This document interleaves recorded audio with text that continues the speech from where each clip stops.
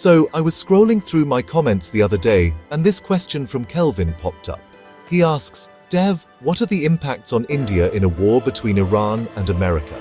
And I thought, wow, that's a fantastic question.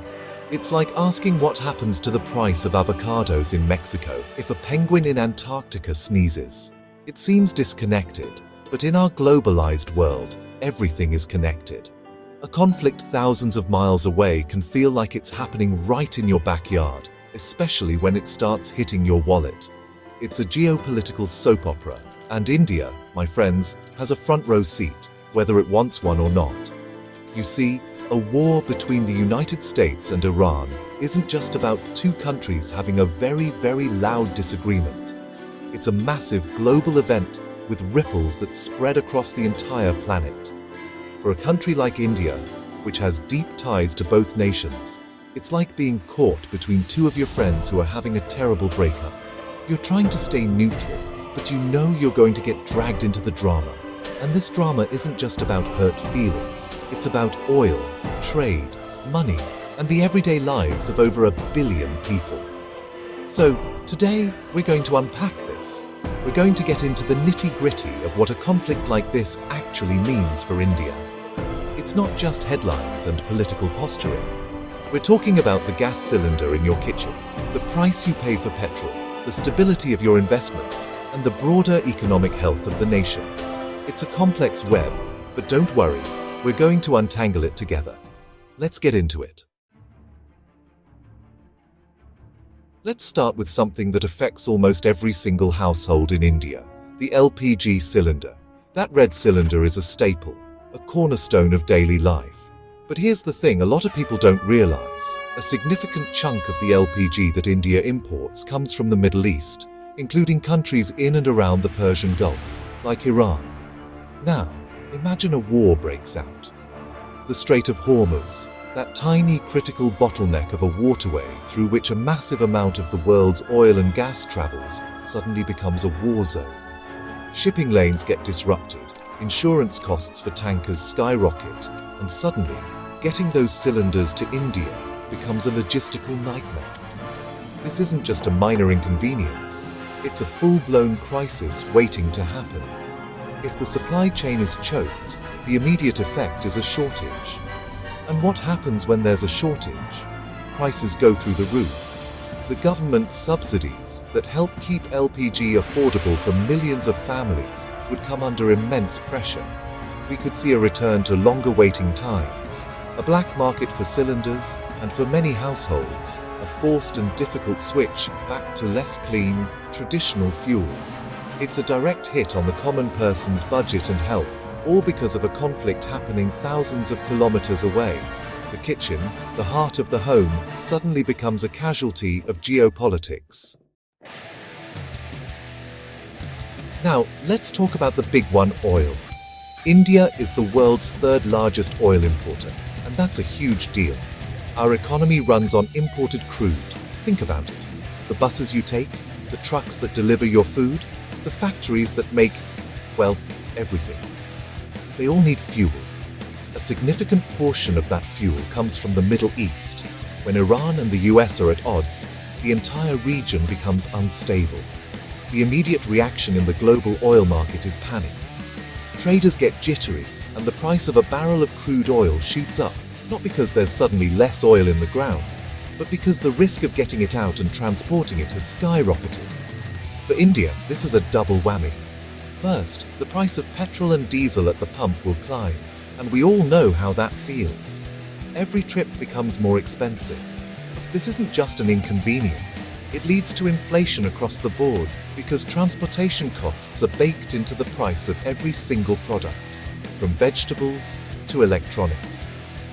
Second, the government's import bill balloons. India has to spend way more of its precious foreign currency to buy the same amount of oil. This puts a massive strain on the national budget, money that could have been spent on schools, hospitals, or infrastructure. It's a classic case of global politics hitting you right at the gas station. Beyond oil and gas, a conflict in the Middle East throws a giant wrench into the gears of global trade, And India is right in the middle of it. Think about the trade routes.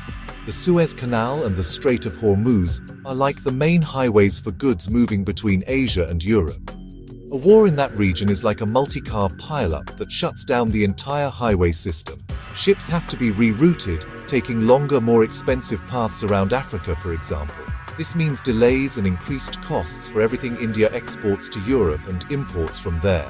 Your Made in India t-shirt takes longer to get to a store in Berlin, and the European machinery a factory in Pune needs gets stuck at sea. This disruption doesn't just affect big corporations, it hurts small and medium-sized businesses the most. An exporter in Tirupur, who sends textiles to Europe, suddenly faces cancelled orders or crippling shipping costs.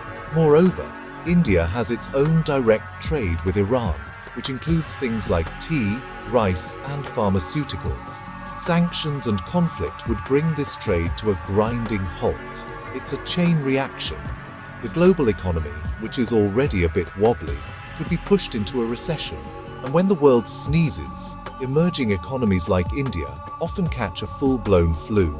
It's a reminder that no country is an island, especially not in the world of trade. When geopolitical tensions flare up, you know what gets scared? Money. And the stock market is basically a giant room full of very, very scared money. The moment news of a potential conflict breaks, investors panic. They don't like uncertainty. Uncertainty is the stock market's kryptonite. So what do? They sell. They pull their money out of what they see as risky assets. And for foreign investors, an emerging market like India, which is geographically and economically close to the conflict zone, looks pretty risky. This leads to a massive sell-off in the Indian stock market. You'd see the Sensex and Nifty plummeting. The screen would be a sea of red. This isn't just numbers on a screen. It's the value of people's life savings, their retirement funds, their mutual fund investments, all shrinking. The Indian rupee would also take a hit. As foreign investors pull their dollars out of the country, the demand for the rupee falls, and its value weakens. A weaker rupee makes all our imports, especially that already expensive oil, even more costly. So, your stock portfolio takes a hit, and the price of everything you buy goes up. It's a brutal cycle, all triggered by saber rattling half a world away. The economic pain doesn't stop with oil, trade, and stocks. The ripples spread further into some really crucial areas. One of the most significant is remittances. Millions of Indians work in the Gulf countries, places like the UAE, Saudi Arabia, Qatar, and so on. They send a huge amount of money back home to their families. In fact, India is the world's top recipient of remittances. This money is honestly a lifeline for countless households and a major source of foreign exchange for the country. A regional war creates instability, threatens jobs, and could even lead to mass evacuations. The flow of remittances could slow to a trickle, causing immense hardship for families and straining India's balance of payments. Then there are specific projects and investments. India is involved in developing the Chabahar port in Iran, which is a key strategic project designed to give India sea-land access to Afghanistan and Central Asia, bypassing Pakistan. It's a cornerstone of India's regional strategy. A war would put that entire project and all the investment and strategic planning behind it in jeopardy. The dream of a new trade corridor could be indefinitely postponed. So you see, the impact is layered and deep, affecting everything from family incomes in Kerala to major strategic infrastructure projects. By the way, if you're finding this breakdown useful, don't forget to hit that like and subscribe button. We've got more to cover. Okay, so we've painted a pretty bleak picture.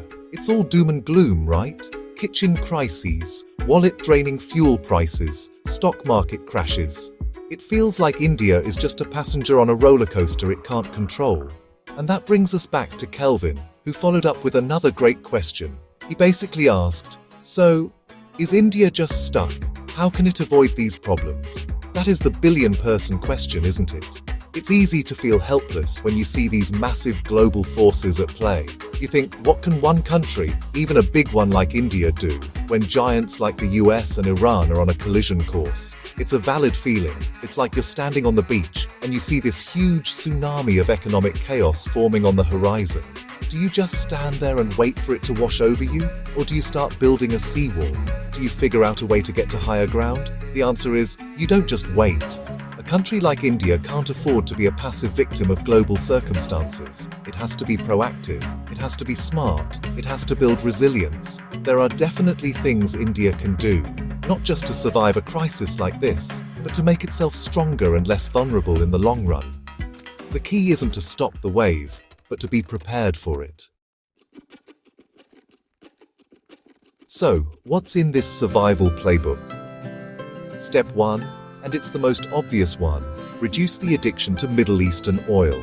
This means aggressively diversifying where we buy our oil from, looking more towards Africa, South America, maybe even Russia. But more importantly, it means reducing our overall dependence on oil. This is where the big push for electric vehicles becomes not just an environmental issue, but a national security issue. Every electric car on the road is one less car held hostage by geopolitics. We also need to double down on renewable energy like solar and wind to power our homes and industries. The sun doesn't care about the Strait of Hormuz. Step 2 is about building buffers. India needs to significantly ramp up its strategic petroleum reserves, basically, giant underground caverns filled with oil for a rainy day. A 90-day supply should be the bare minimum. We also need to diversify our trade routes and not put all our eggs in one basket, which is why projects like the IMEC, the India-Middle East-Europe Economic Corridor, are so important, even if they also pass through the same troubled region. We must strengthen our own economy, boost local manufacturing through initiatives like Make in India to reduce import dependency, and keep our foreign exchange reserves strong. And finally, the tightrope walk of foreign policy. India has to keep talking to everyone, maintain its strong ties with the US, keep a channel open with Iran, and work with other global powers to advocate for de-escalation. It's a multi-pronged strategy for a multifaceted problem. So there you have it. The question from Kelvin about a distant war opens up a whole conversation about India's economic and strategic vulnerabilities. It's a stark reminder that in the 21st century, foreign policy is domestic policy. Events happening thousands of miles away can determine the price of your food, the cost of your commute, and the security of your savings. It's not just a problem for the government in New Delhi to solve. It's a reality that affects all of us. But the takeaway here isn't fear or helplessness. It's awareness. Understanding these connections is the first step toward demanding and building a more resilient nation. The solutions we talked about, diversifying energy, boosting local manufacturing, strengthening our economy, they aren't just quick fixes for a specific geopolitical crisis. They are long-term strategies for a stronger, more self-reliant India. They are the steps we need to take anyway to build a sustainable future. In a way, preparing for a crisis like this forces us to do the things we should have been doing all along. It's about making smarter choices that are not only good for our economy, but also good for the planet. It's how we can work to save the world, the environment, and ourselves. Thank you so much for joining me on this deep dive. I hope it gave you a clearer picture of how interconnected our world truly is. If you found this video insightful, please do me a huge favor and hit that like button, share it with someone who might be interested, and of course subscribe for more content like this. Let me know your thoughts in the comments below. What other global events do you want me to break down? Stay curious, stay informed, and I'll see you in the next video.